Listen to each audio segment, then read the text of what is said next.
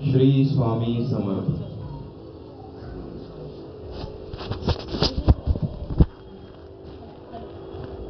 वक्रतुंड महाकाय सूर्यकोटि समप्रभ निर्विघ्नं कुरु मे देव सर्वकार्येषु सर्वदा। गुरुर्ब्रह्मा गुरुर्विष्णु गुरुर्देवो महेश्वरः गुरु साक्षात् परब्रह्म तस्मै श्री गुरवे नमः। ब्रह्मानन्दं परमसुखदं केवलं ज्ञानमूर्तिं द्वन्द्वातीतं गगनसदृशं तत्त्वमस्यादिलक्ष्यम् एकं नित्यं विमलमचलं सर्वधी साक्षिभूतं भावातीतं त्रिगुणरहितं सद्गुरु तन्नमामि।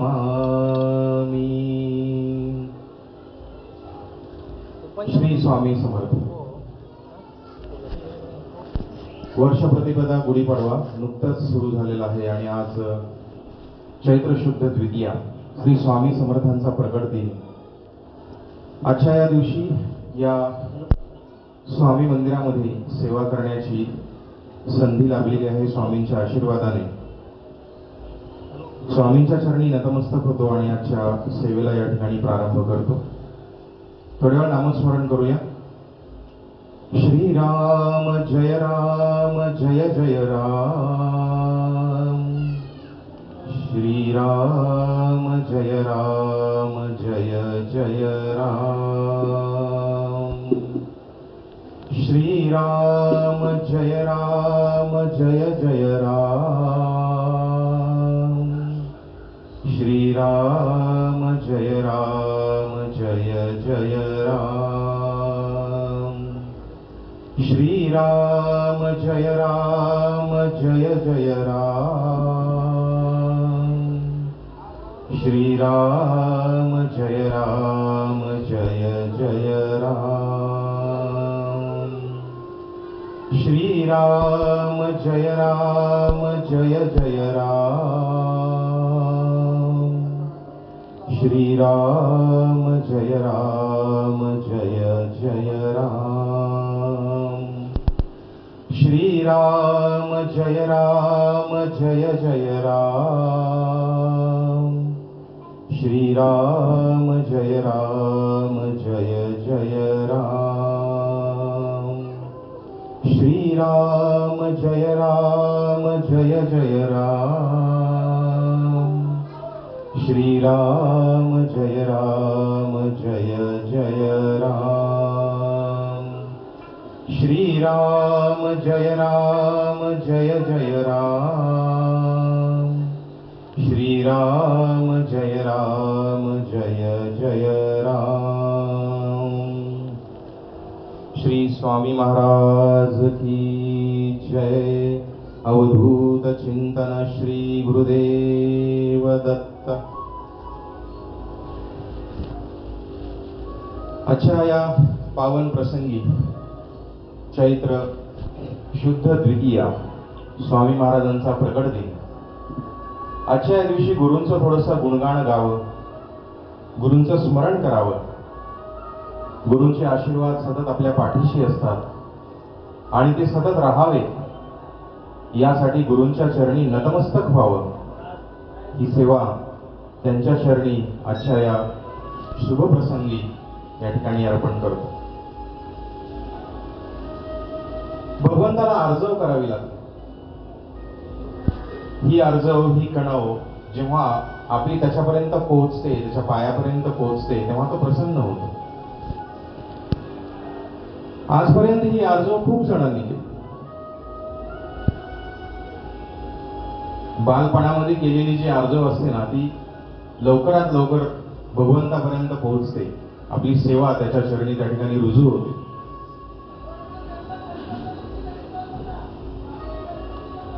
संत नामदेवांची कथा आपल्या सर्वांना माहिती आहे, सर्वश्रुत आहे। बालपणी संत नामदेव विठ्ठलाच्या मंदिरामध्ये जायचे आणि त्याला आग्रह करायचे पांडुरंगाला की मी जो नैवेद्य आणलेला आहे तो तू खाल्लाच पाहिजेस. आता पांडुरंगाची मूर्ती ही दगडाची मूर्ती आहे, ती कशी काय नैवेद्य खाईल? पण देवाला दाखवल्या म्हणल्यानंतर त्यांनी तो खाल्लाच पाहिजे. निरागस नामदेव महाराज त्या ठिकाणी हट्ट धरून बसायचे, रडायचे, त्याच्यासमोर डोकं आपटायचे. तू खाल्ल्याशिवाय मी इथून जाणार नाही अशी आर्जव सतत करत राहायचे. आणि या निरागसतेचा, या कनवळपणाचा पांडुरंगाला त्या ठिकाणी खरंच हेवा वाटायचा. परमात्मा पांडुरंग साक्षात त्या मूर्तीमधून बाहेर यायचे आणि नामदेवाचा प्रसाद ग्रहण करायचे. किती थोर भाग्य, इतकं थोर भाग्य लाभलं नामदेवांना. पंढरीच्या वाळवंडी सगळी संत मंडळी त्या ठिकाणी उपस्थित होती. संत नामदेव आहेत, माऊली संत ज्ञानेश्वर महाराज आहेत, निवृत्तीनाथ आहेत, सोपान आहेत, मुक्ताबाई आहेत, चोखोबा आहेत, गुरुबा काका आहेत, अजून कितीतरी संत आहेत. या सर्वांमध्ये लहान आहे आमची मुक्ताई, अगदी लहान भावंडांमध्ये. आणि मग सहजच या मुक्ताईने खेळ आरंभिला. आपल्या सर्वांना माहिती आहे की परमात्मा पांडुरंगाच्या वाळवंडी सर्वजण संत त्या ठिकाणी खेळत असतात. मुक्ताईलाही वाटलं की चला आपणही खेळ खेळू. खेळ कसला तर एकदम साधा खेळू. एक तिने मडकं घेतलं आणि ते मडकं प्रत्येकाच्या डोक्यावर ठेवू लागले आणि आवाज करायचा टिक टिक. आणि गमतीनं म्हणायचे, हा हे मडकं कच्च की पक्क ओळखा बरं. मुक्ताईचा सगळ्यात प्रिय भाऊ संत ज्ञानेश्वर महाराज त्यांच्या डोक्यावर मडकं ठेवलं. चला आता हे काय पक्क आहे का? आवाज केला, हा हा हे पक्क आहे. सोपानदेवांच्या डोक्यावर ठेवलं, पक्क आहे का? हो पक्क आहे. निवृत्तीनाथ मोठ्या भावाच्या डोक्यावर ठेवलं, आवाज केला, हे मडकं पक्क आहे का? हो पक्क आहे. गोरोबा काकांच्या डोक्यावर ठेवला, संत चोखोबांच्या डोक्यावर ठेवला. आणि आता सगळ्यात शेवटी जी पाळी आली त्या सगळ्या संतांच्या मांदियाळीमध्ये ज्येष्ठ असणारे संत नामदेवांची. संत मुक्ती वयाने लहान आहे, नामदेव थोर आहे, अधिकार त्यांचा मोठा आहे, पण त्यांच्या मस्तकावरही ठेवला आणि कटकट आवाज केला. आणि तेव्हा मात्र संत मुक्ताई बोलली, अरे हे तर मडकं कच्चं आहे. या सगळ्यांसमवेत मला कच्चं मडकं कसं काय मुक्ताई म्हणाली म्हणून नामदेवांना थोडंसं वाईट वाटलं, थोडासा राग आला.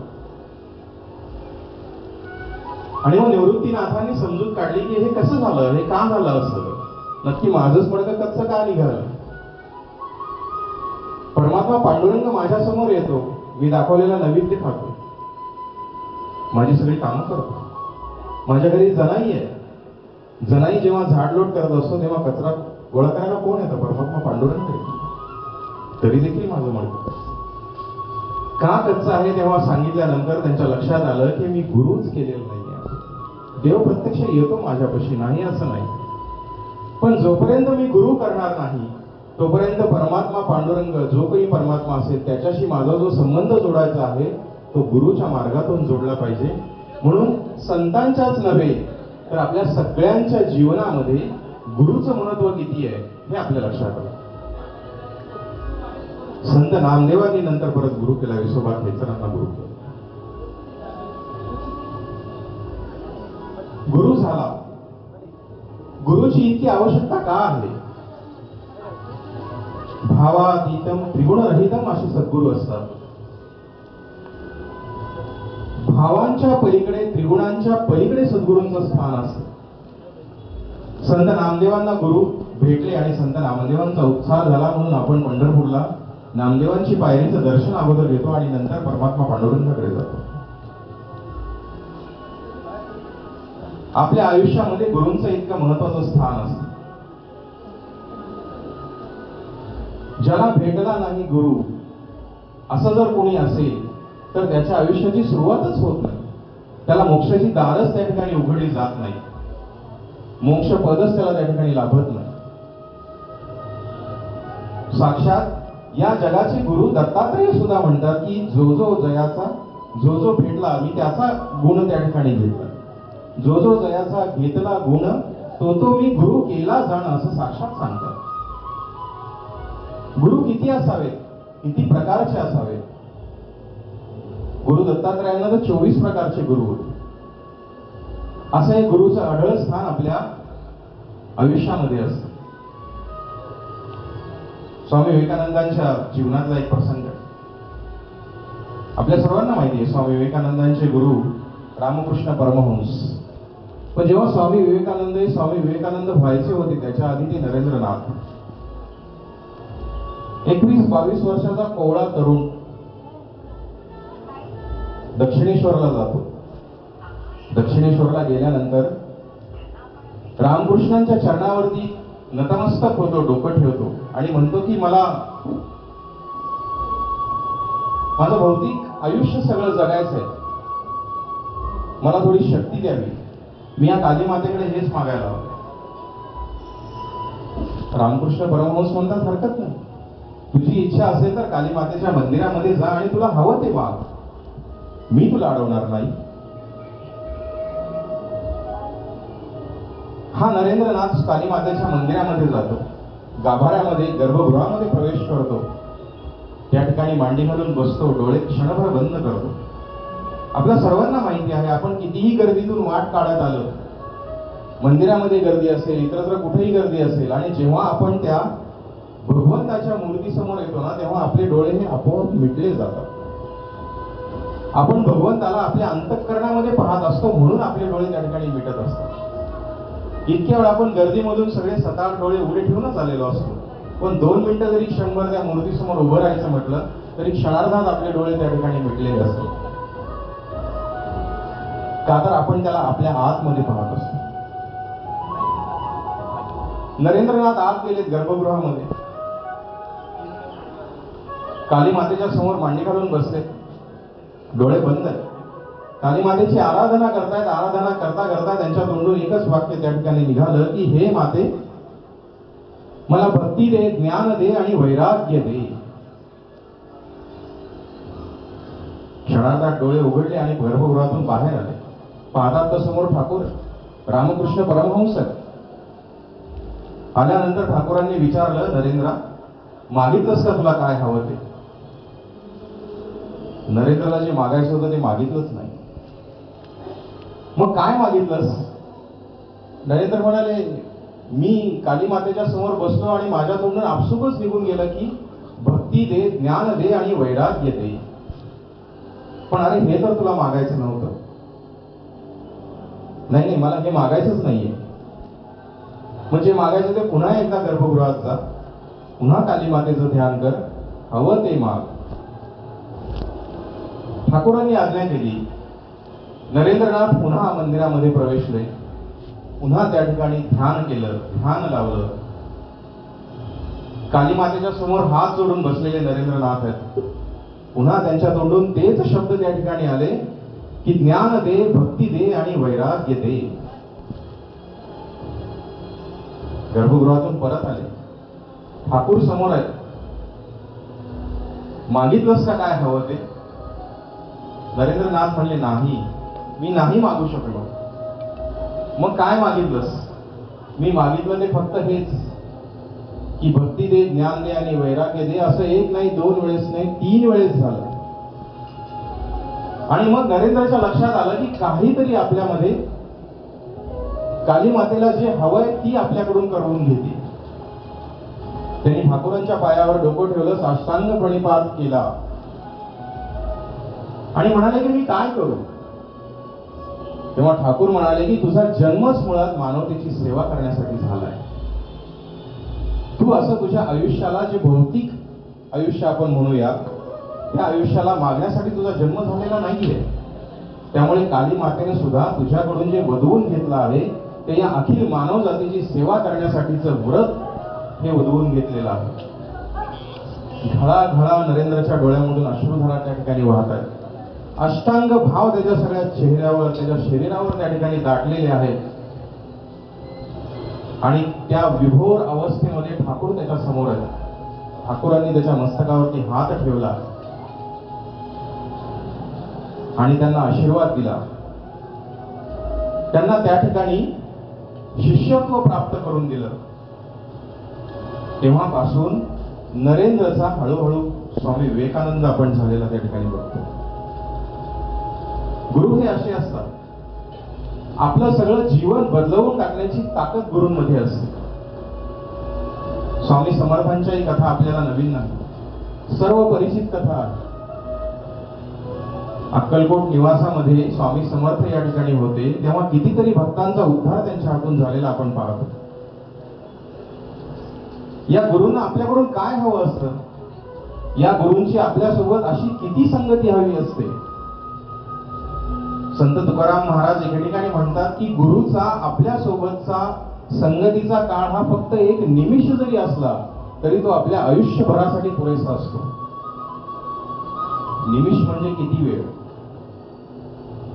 निमिष याचा अर्थ होतो आपली पापणी जेवढी लवते, त्या पापणी लवण्याला जेवढा वेळ लागतो त्याला निमिष असं म्हणतात.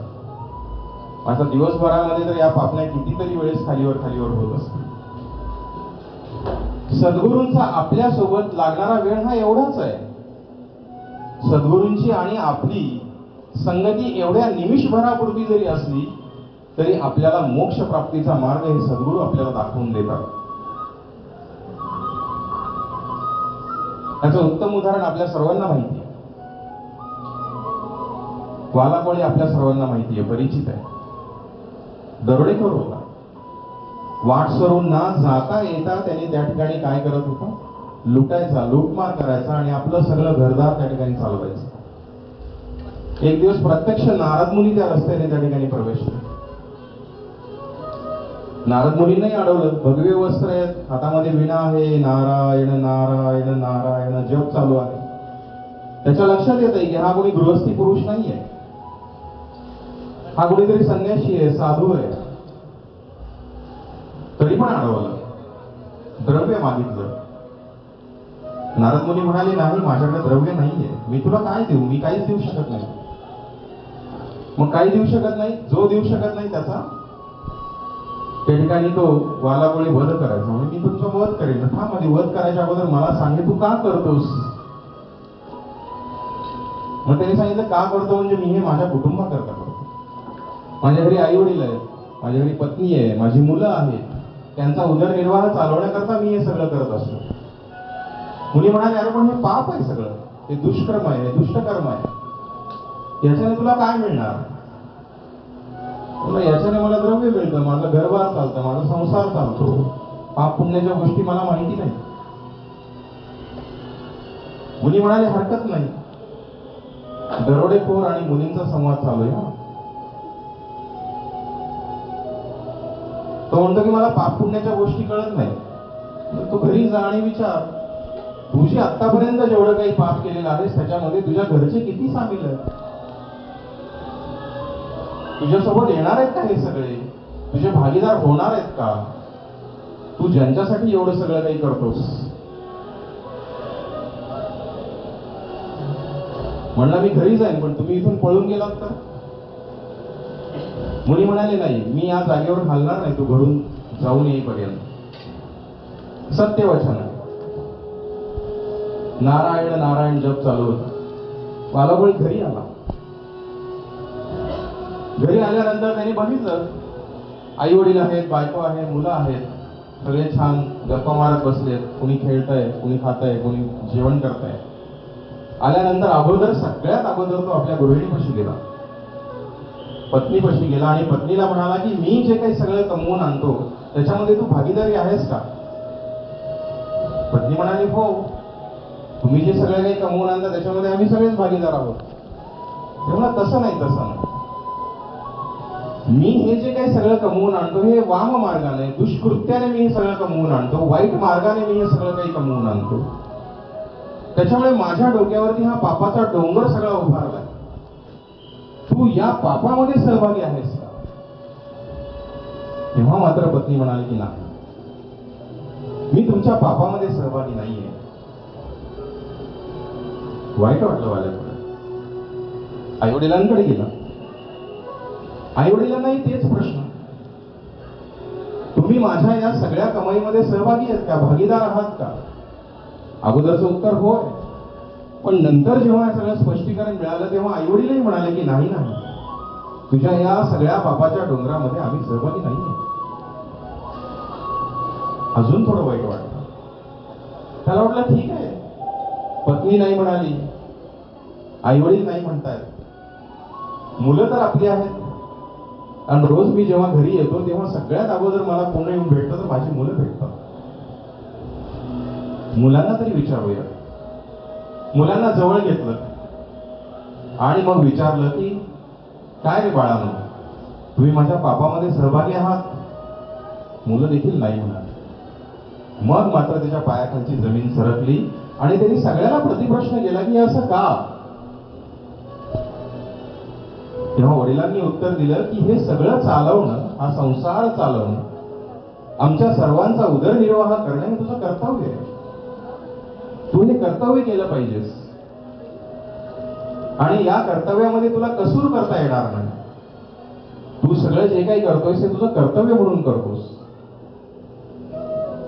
मग तू कोणत्या मार्गाने आणलंस त्या मार्गामध्ये आम्ही सहभागी नाहीये. खूप दुःख झालं. तो आल्या पावली परत गेला. मुनी तिथंच होतो. नारायण नारायण जप चालूच आहे. आल्याबरोबर त्यांनी मुनीच्या पायाशी दंडवत घातला. म्हणाला, महाराज कोण आहेत आपण? मी सगळ्या घरादाराला तुम्ही विचारलेला प्रश्न विचारला, माझा एक जणही माझ्यामध्ये भागीदार व्हायला तयार नाही, माझ्या पापामध्ये भागीदार व्हायला तयार नाही. मी काय करू आता? हे सगळं कोणासाठी करू? इतके दिवस मी कोणासाठी करत होतो? कुणी म्हणाले काही करू नकोस, फक्त एकच काम कर, राम नामाचा जप करत बस, काही करायचं नाही. मुनींनी सांगितलेलं ऐकलं. बघा, आतापर्यंत तो दरोडेखोर होता. कुठल्या क्षणापर्यंत? जोपर्यंत नारद मुनींनी त्याला राम नाम घेत बस असं सांगितलं नाही तोपर्यंत तो दरोडेखोर होता. आणि ज्या क्षणाला मुनींनी त्याला उपदेश केला की तू फक्त राम नाम घेत या ठिकाणी बस, बाकी काही करू नकोस, तो गुरूंचा स्पर्श होता. तेवढाच स्पर्श. त्याच्या आधी नारद मुनीशी झालेला वाद विवाद वगैरे हे गुरूंचा स्पर्श नाहीये. हे दरोडेखोर आणि वाटसरू यांच्यातलं संभाषण आहे. तिथं त्याने उपदेश केला. हा उपदेश ऐकला आणि तो त्या झाडाखाली बसला मांडीकडून. राम राम. सवय नाहीये वाचेला राम नामाची. प्रयत्न करतो, येत नाहीये. मुनींना म्हणाला, राम मला म्हणायला जमत नाही तुम्ही जे सांगताय ते, कारण सवयच नाही. मी कधी असं नाव घेतलंच नाही. मला सतत आरडाओरडा करायची आणि शिव्या द्यायची सवय, घाणेरडं बोलायची सवय. हे चांगलं माझ्या तोंडून येत नाही. ठीक आहे म्हणले. मग मरा मरा तर येत आहे, मरा येत आहे ना, मरा तर म्हण. राम येत नाही तर? कारण मी सतत लोकांना मारतो आणि मरा मरा म्हणतो. मराचा अपभ्रंश उलट होईल. मरा मरा मरा म्हणत बस, राम होईल. हा गुरूंचा उपदेश आहे. किती वेळ आहे? नारदांनी हा उपदेश केला तेवढा छोटा वेळ आहे. किती थोडा वेळ आहे? त्याच्या आधी दरोडेखोर आणि मुनींचा संवाद आहे. त्याने ऐकलं. मरा मरा म्हणत बसला तो झाडाखाली. आणि मराचं केव्हा रामामध्ये रूपांतर झालं हे त्याला सुद्धा कळालं. मुनींनी सांगितलं की मी येईपर्यंत असंच बसायचा. बसला. 12 वर्ष एक तपानंतर नारद मुनी त्या रस्त्यावरून पुन्हा परत जातो. बघितले तर काय, शेजारच्या वारुळामधून राम राम राम असा आवाज येतो. मुनींनी इकडे तिकडे पाहिलं, कुठे मनुष्य दिसत नाहीये, निबिड असं अरण्य आहे. पण मानवाचा कसा आवाज येतो? नीट लक्षपूर्वक ऐकल्यानंतर मुनींच्या असं लक्षात आलं की अरे वारुळामधून आवाज येतो. आणि मग त्यांनी ते सगळं वारुळ दूर केलं. तर 12 वर्षांपूर्वी बसलेला हा एकदम हट्टा कट्टा वाला कोळी जो होता तो एकदम क्षीण झाला होता. जटा वाढल्या होत्या, दाढी वाढली होती, सगळं शरीर पुरुष झालेलं होतं. तहान नाही, पाणी नाही, काही नाही, हालचाल नाही, फक्त एकच नामस्मरण चालू आहे, राम राम राम. आणि मग मुनींना आठवलं की अरे, या रस्त्याने मी 12 वर्षांपूर्वी गेलो होतो आणि इथे एक दरोडेखोर मला भेटला होता, कदाचित तोच हा असावा. मुनींनी त्याच्या मस्तकावरती हात ठेवला. मुनींनी त्याच्या मस्तकावर हात ठेवणं आणि त्याला जागृत अवस्था प्राप्त होणं एका निमिषाचा वेळ. तीच गुरूंची भेट आहे. त्या एका भेटीमध्येच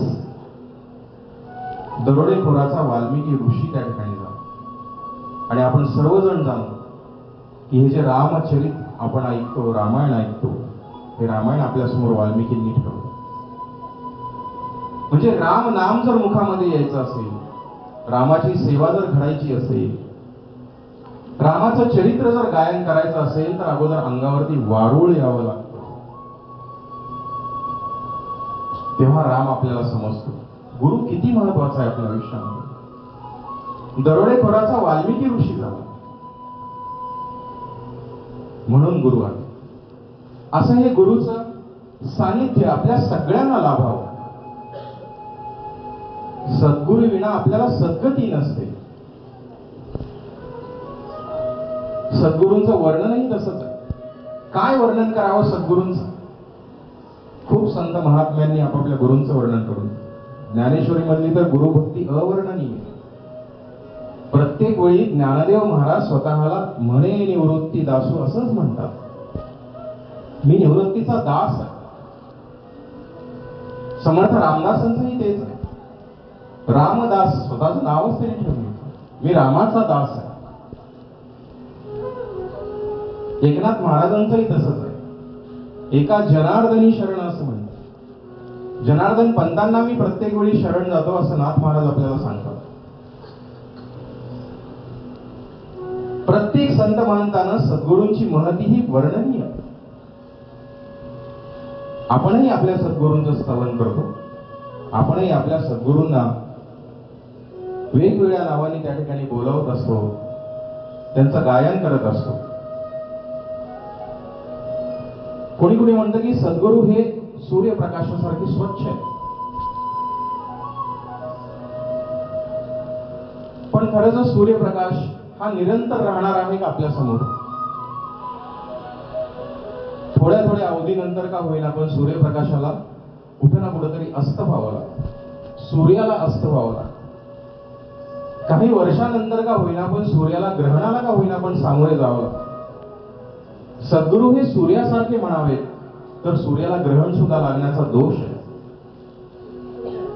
सद्गुरूंना तसा दोष नाही.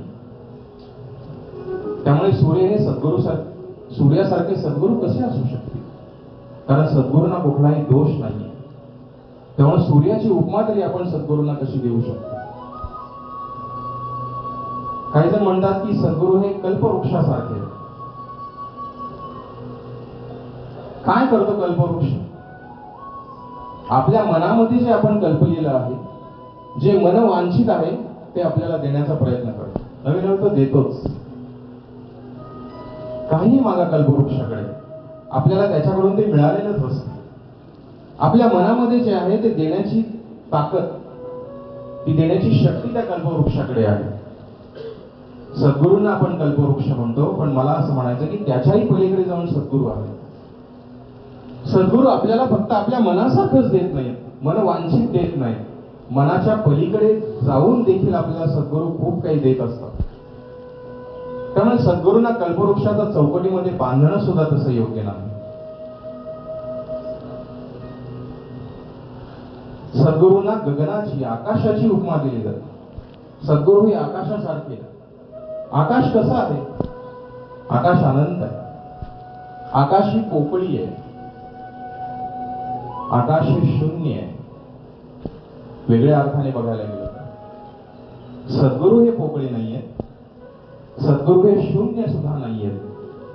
सद्गुरू हे त्याच्याही पलीकडचे आहे. त्यामुळे सद्गुरूंना आकाश तरी का म्हणावं? ते आकाशा पलीकडचे आहे. त्यांचा ठाव ठिकाण आपल्याला लागत नाही. सद्गुरू अमृतासारखे आहेत असं म्हणतात. काय होतं अमृताने? स्वर्गामध्ये सगळे स्वर्गादी लोक जे आहेत, स्वर्ग लोकामध्ये असणार सगळे अमृत पिऊन आहेत, अमर आहेत. पण अवतार कार्यासाठी का होईना, पण त्यांना पृथ्वी तलावर यावं लागतं, मानव जन्म घ्यावा लागतो, जन्म मृत्यूच्या फेऱ्यामध्ये त्यांना यावं लागतं. अमरत्व असून सुद्धा, अमृत पिऊन सुद्धा हे त्यांना करावं लागतं. आणि या पृथ्वी तलावर भूलोकावर आल्यानंतर पुन्हा मृत्यू प्राप्त करून पुन्हा स्वर्गस्थ व्हावं लागतं. म्हणजे अमृत इथं सुद्धा कसं आहे, तोडकच आहे. सद्गुरू हे अमृताच्याही पलीकडे. कसे असतील व माझे सद्गुरू? सद्गुरूला चिंतामणी म्हणावं का? आपण पाहतो चिंतामणी दगड कसा असतो. आपल्या मनातली चिंता हरणार आहे. माझ्या मनामध्ये जे काही आहे ते जर मी उजवं आणि डावं असं बघायला गेलो तर त्यावरून लक्षात येतं आपल्याला. चिंता हरणारा तो चिंतामणी. माझे सद्गुरू चिंतामणीपेक्षाही थोर आहे. ते फक्त चिंताच हरत नाहीये, माझ्या आयुष्यातील माझ्या जन्मजन्मांतरींची पाप भवताप हे सगळं हरतात. फक्त याच जन्मामधलं नाही. मला मोक्ष प्राप्तीपर्यंत घेऊन जायचं असेल तर माझे जेवढे काही जन्म आहेत, जेवढे काही कर्म आणि जेवढं काही साठलेलं आहे ते सगळं दूर करण्याचं काम हे सद्गुरू त्या ठिकाणी करत असतात. चिंतामणीच्याही पलीकडे माझे सद्गुरू आहेत. सद्गुरूंना परीस म्हणावं का? परीसाचं काय काम आहे बरं? परीस काय करतो? तो लोखंडाला सोनं करतो. परीस ज्या लोखंडाला लागतो त्या लोखंडाचं सोनं होतं. लोखंडाचं सोनं झाल्यानंतर ते जे सोनं आहे ते सोनं जर आपण परत लोखंडाला लावलं तर त्या लोखंडाचं सोनं होत नाही. त्या लोखंडाला परीसच लावावा. म्हणजे परीस जो आहे तो परीस लोखंडाला परीस पण देत नाही, तो फक्त सोनं देतो. माझे सद्गुरू तसे नाही आहेत. माझे सद्गुरू कसे आहेत मग? माझे सद्गुरू माझं सोनं करतील. मी त्यांच्या पायाशी, मी त्यांचा शिष्य होईल. पण मी त्यांचा शिष्य झाल्यानंतर मी जेव्हा शिष्य म्हणून बाहेर पडेल तेव्हा माझ्यासारखे हजारो त्यांचे शिष्य अनुयायी त्या ठिकाणी तयार होतील. त्यांचं परीस पण मला त्या ठिकाणी लाभलेलं असेल. त्यांचं फक्त सोनं होणं मला लाभणार नाहीये. म्हणजे फक्त परीसाच्या चौकटीमध्ये सुद्धा मला सद्गुरूंना बसवायचं नाहीये. परीस हा फक्त लोखंडाचं सोनं करतो. सोनं सोन्याचं सोनं करू शकत नाही. माझे सद्गुरू या परीसाच्याही पलीकडे आहेत. त्यांचं परीस पण माझ्याकडे आहे.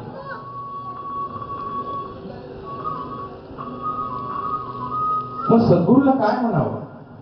सद्गुरूला काहीच म्हणू नये. सद्गुरूंचं वर्णन करू नये हेच सद्गुरूंचं वर्णन. सद्गुरूंना कुठल्याच वर्णनामध्ये त्या ठिकाणी बसवू नये असेही सद्गुरू आहेत.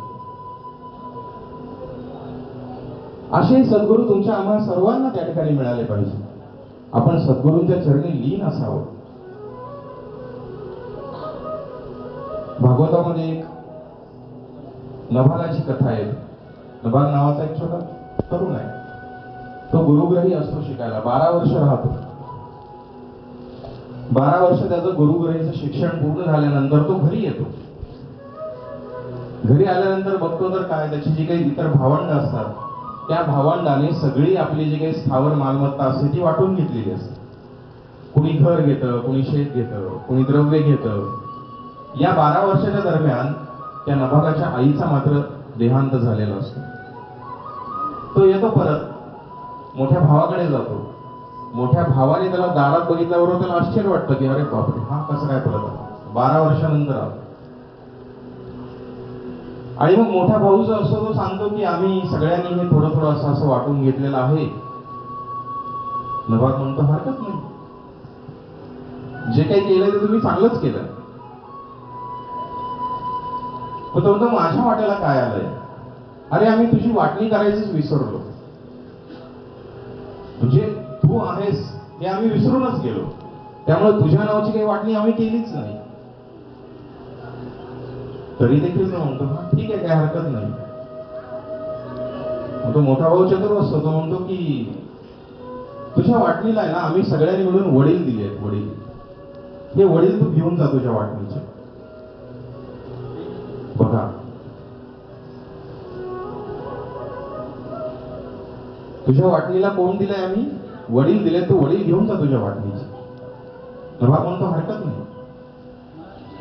वडिलांना घेतो, प्रणाम करतो आणि मोठ्या आनंदाने तो सांगतो की तुम्ही माझ्या वाट्याला आला आहात. बाकीच्या सगळ्या भावांनी सगळं काही वाटून घेतलंय असं त्यांनी मला सांगितलं. वडिलांना वाईट वाटतं, कारण दुनियादारी या नभागापाशी नसते, त्याच्या भावापाशी असते. आणि वडिलांना कळतं की या सगळ्या भावांनी मिळून याला फसवलंय. वडील त्याला घेऊन त्या घरातून बाहेर पडतात. गावाच्या बाहेर एक छोटी झोपडी बांधून त्या ठिकाणी राहतात. कारण गुरु घरी शिक्षण घेऊन आलेला असतो हा, आणि गुरुने सांगितलेलं असतं की आपल्या वरिष्ठांच्या आज्ञेचं आपण पालन करायचं. वडील भावाच्या आज्ञेचं पालन करतो, वडिलांच्या आज्ञेचं पालन करतो. वडिलांना काळजी आहे याची. हा खूप सरळ मार्गी आहे, याला दुनियादारी माहिती नाहीये. आणि मग वडील म्हणतात की अरे तू असं कर, या शेजारच्या गावामध्ये एक यज्ञ चालू आहे, त्या यज्ञाच्या ठिकाणी जा. तिथं यज्ञ करणारे काही ब्राह्मण असतील, ते मंत्र विसरतील आणि तू त्यांना मंत्र आठवण करून देण्याचं काम कर. तेवढंच कर, बाकी काही करू नकोस. आणि मग यज्ञ झाल्यानंतर ते जे काही देतील तेवढं सगळं द्रव्य घेऊन तू घरी ये. मग तुझा आणि माझा उदरनिर्वाह त्याच्यावरती चालेल. वडिलांच्या आज्ञेचं पालन करायचंय. गुरु काही शिकून आलाय, गुरुनी सांगितलंय. शेजारच्या गावामध्ये जातो, यज्ञ चालू असतो, विनंती करतो यजमानाला असं असं मी आलोय. त्याला शेजारी बसवतात आणि खरंच थोड्या वेळानंतर एक दोन मंत्र जे आहेत ते मंत्र त्या ठिकाणी असणारे याज्ञिक ब्राह्मण विसरतात. आणि मग हा नभाग जो असतो हा परत काय करतो, आठवण करून देतो. असं 2-3 वेळेस तो यज्ञ परिपूर्णतेला त्या ठिकाणी जातो. पूर्णाहुती यज्ञाची होते. आणि मग त्या ठिकाणचे जे यजमान ते ब्राह्मण असतात ते उरलेलं जे यज्ञाचं साहित्य आहे ते याला बांधून देतात गाठोड्यामध्ये आणि सांगतात की हे तुझं आहे, हे तू घेऊन जा. त्याला आनंद होतो. वडिलांनी सांगितलं तसं घडलंय, गुरुनी सांगितलं तसं तो वागलाय, वरिष्ठांच्या आज्ञेचं पालन केलंय, तो सरळ आहे. आणि मग तो त्या ठिकाणाहून निघतो. घरी येणार, झोपड्यापाशी येणार की वाटेमध्ये एक काळा कभिन्न पुरुष त्याच्या समोर येऊन उभा राहतो. अतिशय काळा खूप, बघितलं तर एकदम आपल्या अंगाचा थरकाप उडावा, भीती वाटावी असा पुरुष. आणि तो विचारतो की काय याच्यामध्ये? अतिशय सरळ मनाचा आहे, सगळी हकीकत सांगतो. मी असं यज्ञाच्या ठिकाणी गेलो होतो, तिथले ब्राह्मण मंत्र विसरले, मी त्यांना आठवण करून दिली. यज्ञ पूर्णाहुतीला गेला आणि हे त्यांनी उरलेलं सगळं यज्ञाचं साहित्य जे आहे ते मला दिलंय. हा काळा कभिन्न पुरुष त्याला अडवतो आणि म्हणतो की हे याच्यावर माझा अधिकार आहे, तुझा नाही. त्याच्या लक्षात येत नाही, वडिलांची आज्ञा आहे की हे सगळं घरी घेऊन जायचंय आणि हा तर पुरुष मला म्हणतो की याच्यावर त्याचा अधिकार आहे, तुझा अधिकार नाहीये. मग काय करावं? तो म्हणतो तू कोण आहेस? तो काळा कभिन्न पुरुष म्हणतो की मी रुद्र आहे, रुद्र. आणि यज्ञाचं जे काही सगळं शिल्लक असतं त्याच्यावर रुद्राचा अधिकार असतो, हे सगळं माझं आहे. रुद्र म्हणून मी तुझ्याकडून घेऊन जाणार. तो माझ्या पित्याची आज्ञा आहे की हे सगळं मला घरी घेऊन यायला सांगितलंय. तू थांबतोस का इथे? मी माझ्या वडिलांना विचारून येतो. किती सरळ आहे. त्याने ती सगळी पोतळी जी आहे ती त्या रुद्राच्या तिथे ठेवली आणि तो सरळ पित्याचे आशीर्वाद घ्यायला आणि विचारायला आला घरी. घर अगदी जवळच होतं. आल्यानंतर पित्याला नमस्कार केला आणि म्हणला की घडलेली सगळी हकीकत सांगितली. तुम्ही जे सांगितलं होतं मी सगळं केलं. मला द्रव्य मिळालं, मला धान्य मिळालं, मी घेऊन येतोय. परंतु मला वाटेमध्ये आडवा एक रुद्र नावाचा कोणीतरी एक पुरुष भेटला आणि त्याने सांगितलं की या यज्ञाच्या शिल्लक राहिल्याचा माझा अधिकार आहे, ते तुझं नाहीये. वडिलांनी मान डोलवली आणि म्हणाले की नवा बरोबर आहे. तो जो सांगतोय ते सत्य आहे, त्याच्यावर त्याचाच अधिकार आहे, आपला अधिकार नाही. तो परत रुद्राकडे जातो, त्याला नमस्कार करतो आणि म्हणतो की माझ्या बाबांनी सांगितलंय की हे सत्य आहे, तुम्ही जे म्हणताय ते तुम्ही हे सगळं घेऊन जा, याच्यावर आमचा कसलाही अधिकार नाही. किती सरळपणा आहे. या सरळपणालाच भगवंत त्या ठिकाणी जे आहेत त्या सरळपणाला त्या ठिकाणी बोलले आणि साक्षात भगवंतांनी त्याला दर्शन दिले आणि त्याचा उद्धार केला. कुठून आला हा सरळपणा? गुरुग्रही शिकल्यामुळे हा त्याला ठिकाणी सरळपणा मिळाला. असं आहे. म्हणजे जेव्हा आपण आपल्या गुरुकडे जातो, आपल्या गुरुकडे त्या ठिकाणी दीक्षा घेतो, गुरु आपल्यामध्ये हे सगळे गुण अंतरित करत असतात. गुरूंमुळेच आपला उद्धार शक्य आहे. गुरूंमुळेच आपल्याला आधार देखील मिळतो, आपला उद्धार त्या ठिकाणी होत असतो. अशा या सद्गुरूंच्या चरणी आपण आजच्या दिवशी, आज श्री स्वामी समर्थांचा प्रकट दिन आहे, श्री स्वामी समर्थांच्या चरणी आपण सर्वजण त्या ठिकाणी नतमस्तक होऊया. सद्गुरूंच्या चरणी त्या ठिकाणी लीन होऊ आणि त्यांच्या चरणी अशी प्रार्थना करूया की आम्ही आहे तोपर्यंत किंवा आम्ही नसल्यानंतर सुद्धा तुमची कृपादृष्टी जी आहे ती आमच्यावर आणि या अनंत संसारावरती अशीच राहू दे. या ठिकाणी आजची ही सेवा करण्याची संधी जी आहे ती मला आजच्या या देवस्थानने या ठिकाणी उपलब्ध करून दिली, त्याबद्दल मी त्यांचे या ठिकाणी आभार मानतो. आपण सर्वांनी बसून ही सर्व सेवा आपण शांतपणे ऐकून घेतली, त्याबद्दल मी आपलेही देखील आभार मानतो. आम्ही ही सगळी सेवा या प्रभू श्री रामचंद्राच्या आणि स्वामी समर्थांच्या चरणी मी समर्पित करतो. श्री स्वामी समर्थ, श्री स्वामी समर्थ, श्री स्वामी समर्थ.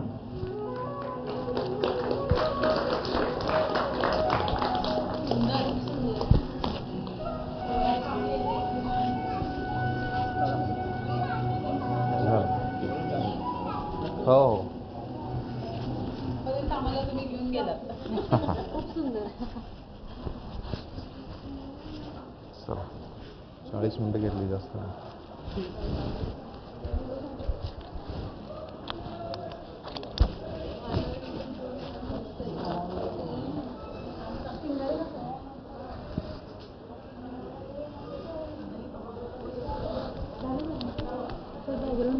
सगळं बघितलं का थोडा आणि लोक तिथं भरपूर ऐकायला बसत जाईल.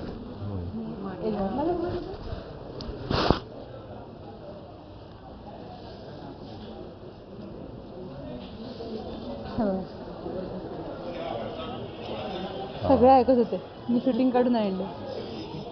मी तेच म्हणलं त्यात तर इकडे बसत होता ते मला जेवायच्या लाईनीत तिथे बसूनच ऐकत होते. मला छान झालं सर.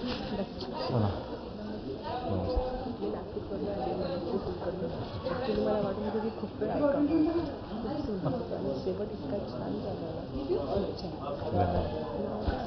मार्तंड कुलकर्णी, सोलापूर जवळ.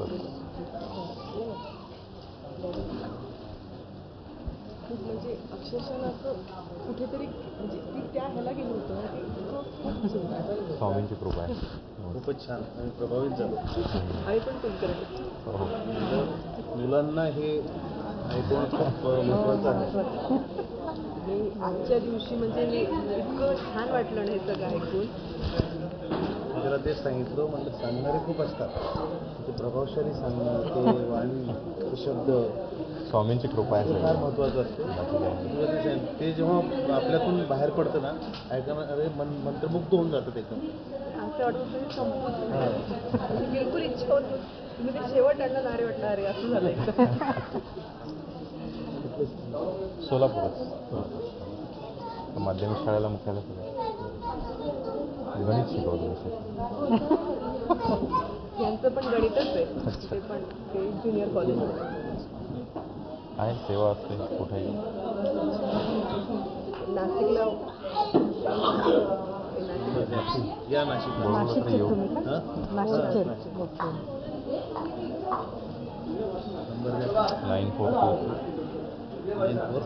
9423 588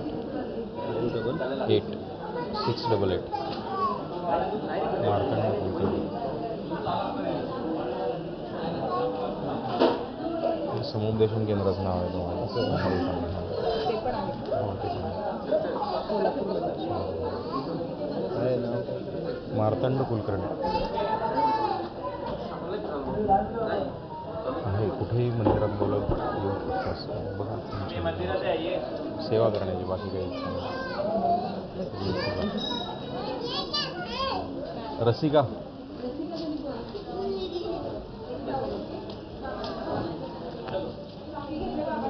ही माझी भाची आहे रसिका कुलकर्णी. स्वरध्यास संगीत विद्यालय चालवते सोलापूरमध्ये. ही सानिका तिची छोटी बहीण. सानिका. या दोघी जण संगीत विशारद आहेत. आत्ताच त्यांची सेवा आत्ता झाली सेवा झाली इथे 2 तासापूर्वी. 2 तासापूर्वी. गीत रामायण. गीत रामायण. गीत रामायण झालं. खूप चांगला प्रोग्राम आहे, मिस केला. मग ती सेवा करून आम्ही समाधी मंदिरात गेलो होतो. तिथं पण सेवा केली आणि मग इथे आलो परत. आम्ही सकाळी होतो तिथे, तिकडे दर्शन वगैरे घेतलं. सोलापूरची विलास कुलकर्णी हा, हो. आहेत की. तुमची ओळख आहे?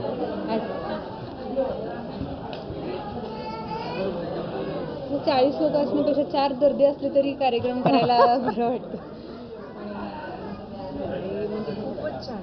नाही प्रश्नच नाही. गीत रामायणाचं निवेदन पण केलं त्यांनी. आम्ही सगळे एकत्रच जात असतो कुठेही जातो. ग्रुपच आहे. 5 ते 6:30 होती मित्रांनो. लगेच त्यांचं निरूपण होतं, म्हणजे पुण्याचा कार्यक्रम होता म्हणून मध्ये गॅप होता. ओके. हो भेटूया.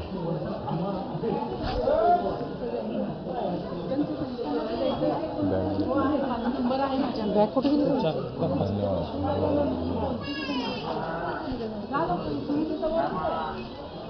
नको का